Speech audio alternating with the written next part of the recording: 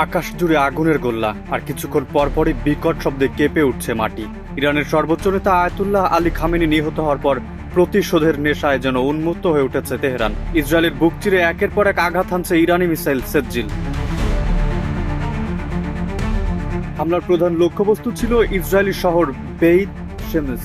কাতার ভিত্তিক সংবাদ মাধ্যম আল জাজিরা জানিয়েছে, সেখানে সরাসরি মিসাইল বিস্ফোরণে প্রাণ হারিয়েছে 9 ইসরায়েলি।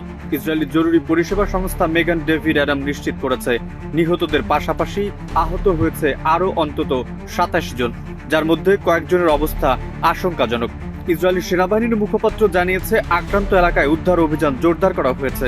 গুরুতর আহতদের দ্রুত হাসপাতালে নিতে ব্যবহার করা হচ্ছে হেলিকপ্টার। ক্ষয়ক্ষতির সঠিক পরিমাণ নিরূপণে কাজ করছে প্রতিরক্ষা বাহিনী। এদিকে তেহরান বলছে, এটি কেবল শুরু। খামেনি হত্যার বদলা নিতে ইসরায়েলকে চরম মূল্য দিতে হবে বলে হুঁশিয়ারি দিয়েছে ইরান। অন্যদিকে যে কোনো পরিস্থিতি মোকাবেলায় প্রস্তুত থাকার কথা জানিয়েছে তেল আবিব।